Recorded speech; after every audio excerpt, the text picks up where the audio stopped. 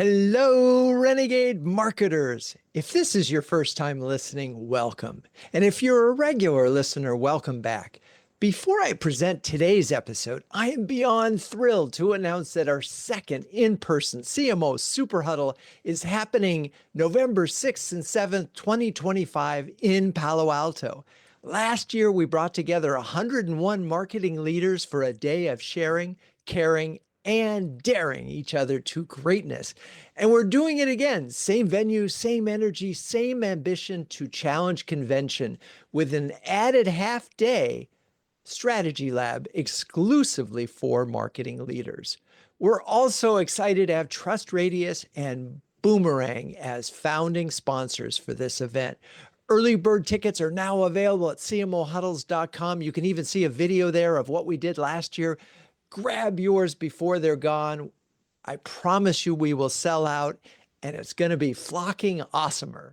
Welcome to Huddles Quick Takes, our Tuesday Spotlight series where we share key insights from CMO Huddles bonus huddles. Today, we're talking with Marc Reichel about executive reputation management, what many call personal branding. In just under 30 minutes, Marc reveals the 3 critical mistakes B2B CMOs make when building their reputation online. Plus, he offers practical guidance on content strategy and engagement. Fun fact, executive profiles get 8 times more engagement than company profiles on LinkedIn. That's why understanding this is crucial, whether you're actively job hunting or currently leading a marketing team. Okay, let's dive in.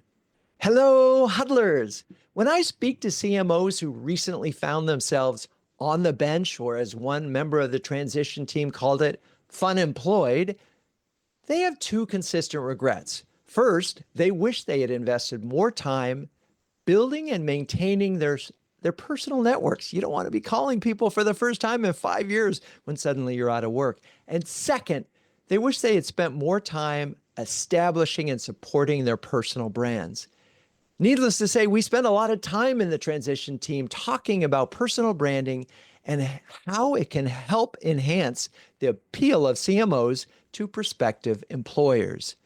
To continue this conversation with our broader Huddles community, we've invited personal branding expert Marc Reichel to join us. Marc is the SVP of Growth at Canary, a firm that specializes in executive reputation management. He has successfully worked with Fortune 500 brands and their executives, as well as entrepreneurs and SMBs. With that, hello, Marc. How are you and where are you this fine day? Hey, Drew. Thanks for having me. I am in Hoboken, New Jersey right now. Oh my God, you're Excited to just be here. like, I could almost throw a rock that far, but not quite. Almost But swim there. almost swim there. Yes, at your own risk. Okay, Yeah. so this is a question I've sort of become standard and has been really helpful for folks here, just in case they have to leave early or we want to convince them to stay. Can you provide 3 things executives typically get wrong when trying to build a personal brand? And just sort of list them and then we'll go through them one at a time. It would be target audience, really identifying your target audience first, consistency, and focus. Okay. All right. So this is so funny because one could argue that there is no difference between reputation management for a brand and an individual, because if we're talking about target audiences, isn't that usually the way we start with any marketing plan? But talk about that. Go through that. And Yeah. what are they getting wrong? Too broad, too narrow? And obviously we're focused for the moment on folks that are between opportunities, but we can generalize to any CMO.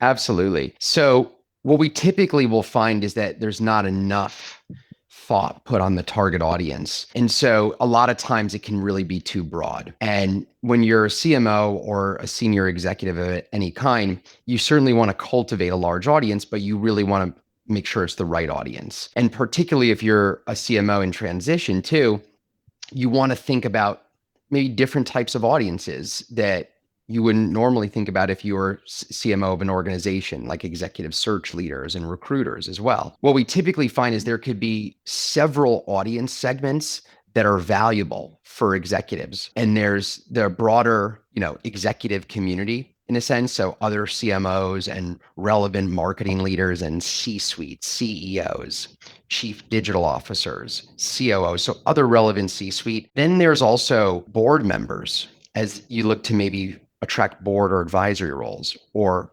private equity VCs as they have portfolios of companies that could potentially use your expertise. There's conference organizers as you look to maybe do more speaking, or media and journalists as you look to be interviewed. So I listed up kind of a plethora there, but the more focus, the better, for All sure. right, so And mapping we that out. can't possibly effectively create reputations that appeal to all of those folks, right? So part of this process is narrowing that down, or at least put a first tier, second tier, third tier, I would think. Yeah, the tiering is really what we find is important, because you could create content that is really focused on certain segments, but still be deliberate about connecting in and growing an audience with all of them. Let's say we've narrowed it down a little bit. What does it practically mean to have a more narrow target audience when, how does that lead to, because we're talking strategy first before we get to execution, that enable us to do so we have a tighter target audience? I mean, we're talking about creating content, we're talking about actions that we're doing in social. What, connect the dots for us?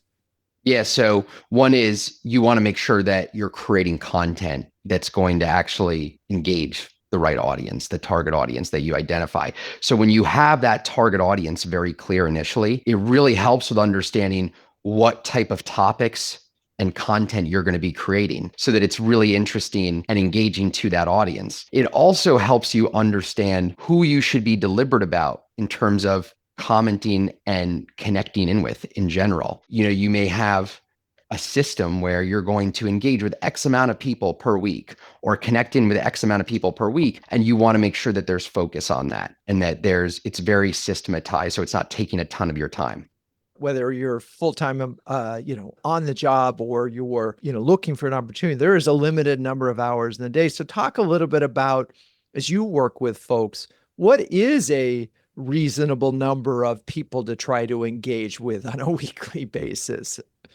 Sure. So in terms of engagement, it's really interesting because there's different types of engagement, right? There's you trying to grow your audience in terms of connecting in with someone. Then there's commenting on people's posts, reshares, so forth. So what we find is that the commenting and the reshares, you want to do it every single week, but the frequency of that could depend, because you're also relying on other people to be posting so you can comment on their posts. So there could be weeks where industry news is happening, there's a lot going on, and people are quite active. And so those weeks, it will make more sense to do more engagement-oriented content in a sense. But then there's going to be weeks where maybe, okay, there's just a little bit less activity in general. You still want to keep it consistent, but in terms of you're still engaging with people, but on those weeks, you may be doing a little bit more original thought leadership, or sharing relevant articles with an insight and a point of view. Lots of different ways to go on this, but it just occurs to me that if you are trying to build a relationship with a certain number of specific individuals, if you're lucky and they're like me, where I'm posting every Saturday at 9 or 10 a.m., but I don't think most people are that way. So the flip side of that is obviously getting to your sort of consistency point, and we can go there. But that is an interesting conundrum, is that here you are targeting these folks, and if you want to engage with them and they're not posting at the same time, that's a problem. So I guess it's a lot easier to engage with someone who is really consistent. Yeah. And, I think it's also just understanding, if your target audience is other, relevant CMOs and CEOs of certain B2B companies or SaaS companies, or even this specific industry, there's going to be ones you'll probably identify that are quite active, and then ones that are maybe less active, but when they do post, you want to make sure you're nurturing the relationship by engaging with them. And then consistency as a whole, right, is super important, because, we all know at this point, kind of LinkedIn, just like all other social channels, the algorithms reward directly consistency of sharing content with visibility. They're looking at people who they would consider to be highly active users. So that's why you want to make sure you are sharing content consistently overall. What does consistent mean? I mean, I know I post every day, but my big pieces are Saturday morning. What are we talking about in terms of consistency? So what we really recommend is you want to be posting 4 blended posts per week. And when I talk about blended posts, it's because another thing that's important besides just the consistency is that you're not sharing the same type of post each week or each time. So if every single time you're posting an article and an insight, that's a type of post. It's an article share. If Right. every single time you're just commenting on someone else's post, that's a type of post. You want to be sharing this mix of content 4 times a week. That would include sharing your own original insights in a short form post. That would include sharing a relevant article around industry news, but always with a unique insight and a point of view. That would include engaging directly on key people's posts. And then you can take that a little further and you can include video content, you sharing insights, even like the way that we're talking right now. Like I'm at my desk, we're just talking 30-second to 1-minute videos where you're sharing industry knowledge and insights in an authentic way. That type of content also does well. LinkedIn polls, as an example, is a type of content. So 4 blended posts per week is what we find you can really leverage the reward you get from LinkedIn's algorithm, for instance, without oversharing. Boy, there's a lot to go in on all of those individual things. I think one of the highlights that I want to just mention is I see a lot of reshares where there was no value add. Yeah, And that's important. yeah, and so the adding a perspective that adds to your, I don't know why I got this analogy, but you're a snowball and you want to add to the snowball. And if you add an insight and it has nothing to do with anything that you've defined your personal brand as, that's not cumulative, right? So it's an insight from your perspective that is building to this larger reputation, right? I mean, hey, this was really Exactly. interesting. It gave me an idea for how to do fly fishing better. Yep. The other thing I wanted to just highlight too is you want to take the long view when it comes to consistency and not short term. This is really huge. We find people who tend to win when it comes to building a personal brand and the people who become like influencers in their industry and have this large audience, they didn't start yesterday. They've been doing this for some time. So you need to understand, okay, if you're doing 4 posts per week and you're going to commit to that, different types of content, think about that multiplier effect over a year, 2 years. 3 years. That's going to be a huge difference. There's hundreds, if not thousands of posts that you've shared at that time. So really also understanding the long-term view of this. Okay, so we really are talking about a snowball effect here, that Yeah. it's just one snowflake after another building and eventually creating some critical mass. So that's hard. And it's sort of funny. This is the same conversation that CMOs have about, kind of brand building or reputation building. It's like, guys, it's going to take time. No, we need our pipeline full tomorrow, right? And so you have to take a longer term perspective on your own reputation build. How do you know? So, all right, let's stay with consistency.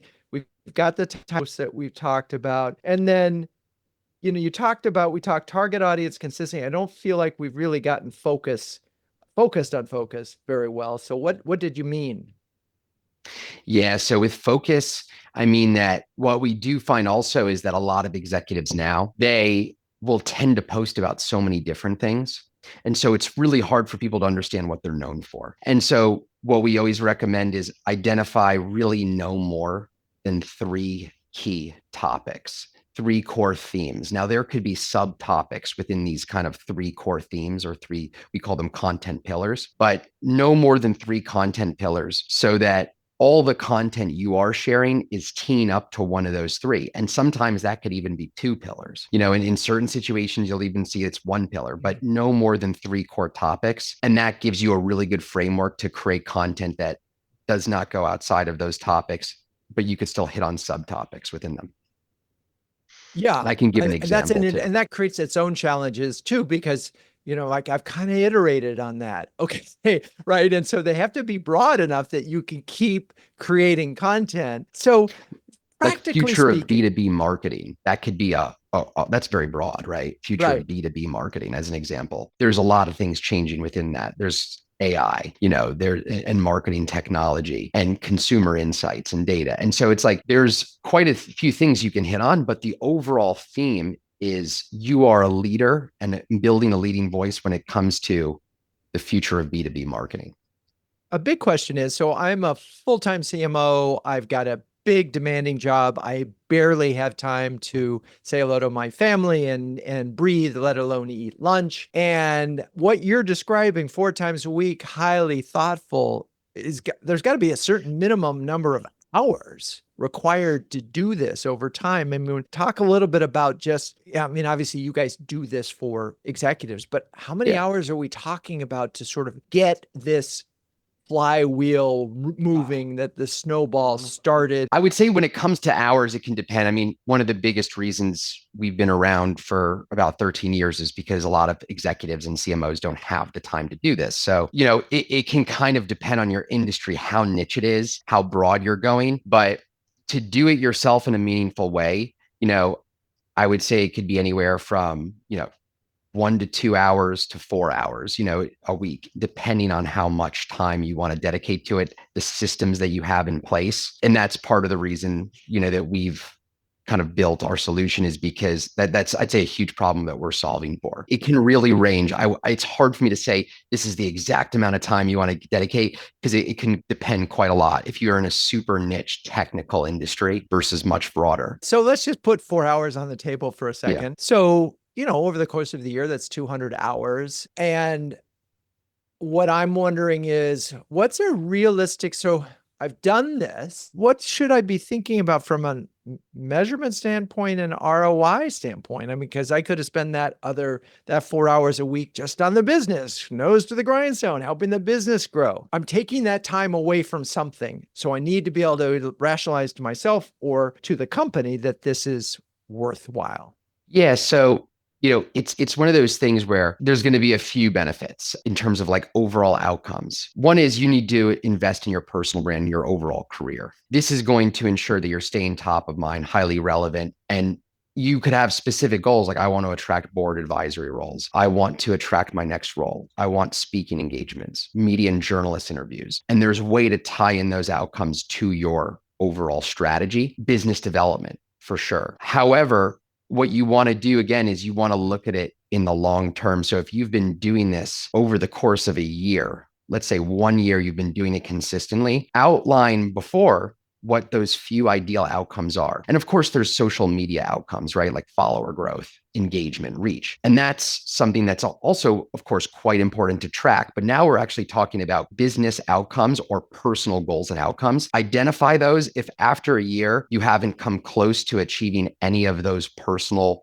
outcomes or business outcomes or goals, then something needs to be shifted and changed. So that's what I would say. And then, of course, you also want to be tracking audience growth, follower growth, engagement, because that all shows that you're moving in the right direction as well. And I also would really recommend kind of almost like benchmarking yourself too against other relevant leaders in your industry, so you can get a sense of within your industry how your presence is growing and building. And the way that we find is really valuable for that is you identify other peers at your level that are doing it really well, that are doing it where you think to be like, okay, and then are not really doing it at all. One of the things we know, so this is really interesting thing. I'm a CEO. I'm looking at my CMO. They're sort of building a following on LinkedIn. I'm kind of feeling, yeah, great, good for them, but how's it good for the company? And it is good for the company, but the mindset, there's an educational process, which is people don't really engage with companies on LinkedIn. Right. They Yeah. engage with people. And so the whole Yeah. story is you need executive reputations if you want to brand on LinkedIn. There's no other way.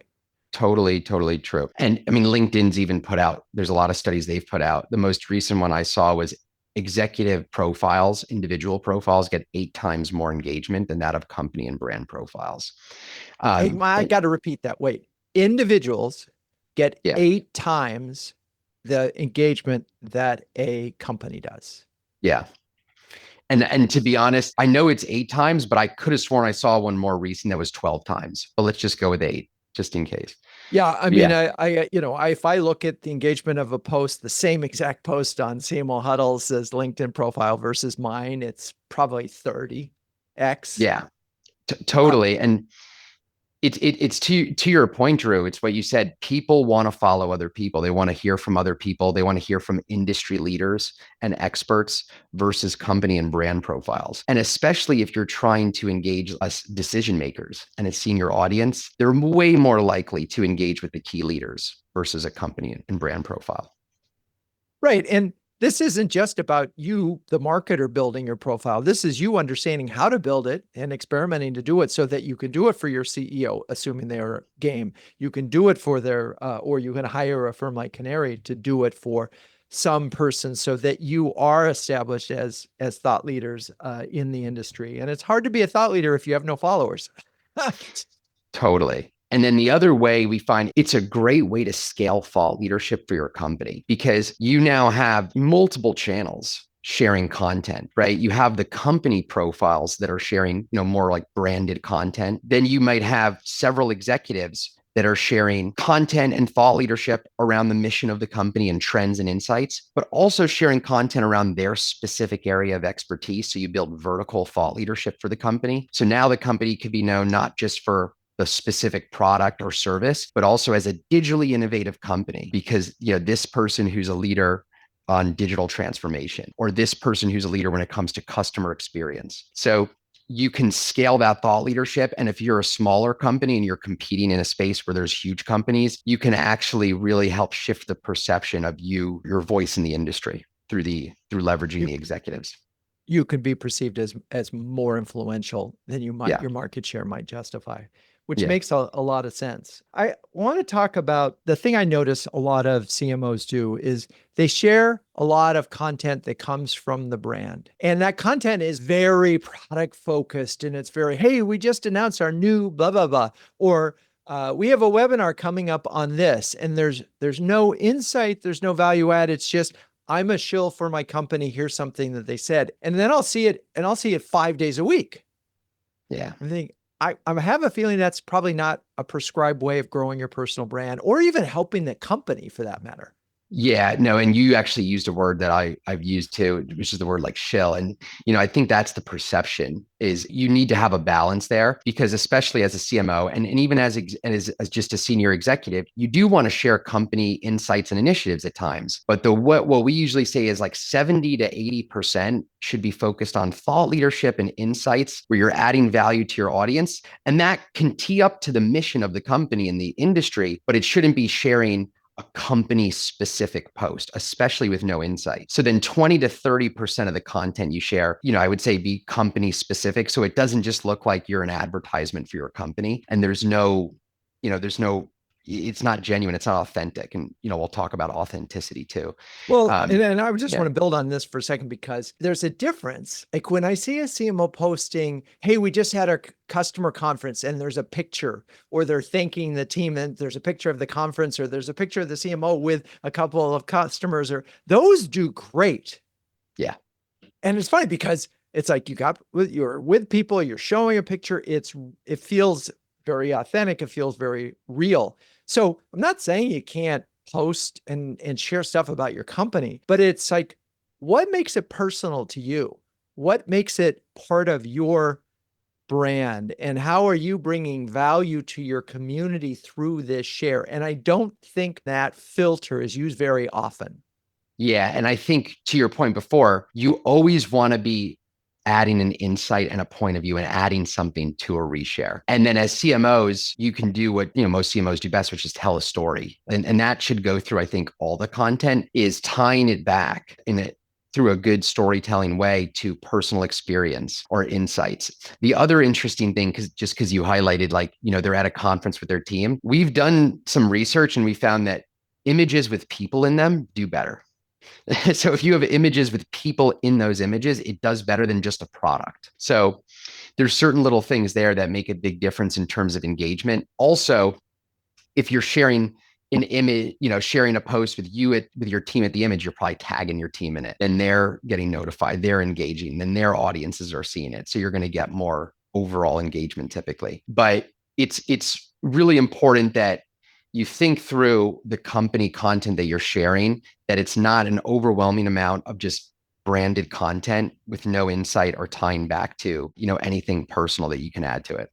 Well, there's a lot more to unpack about executive reputation management, and that's exactly what we did in the rest of the conversation. If you'd like to hear Marc's advice on getting tagged as a top voice, the ideal number of people to tag in posts, and his recommendations for platforms beyond LinkedIn, continue watching on CMO Huddles Hub on YouTube.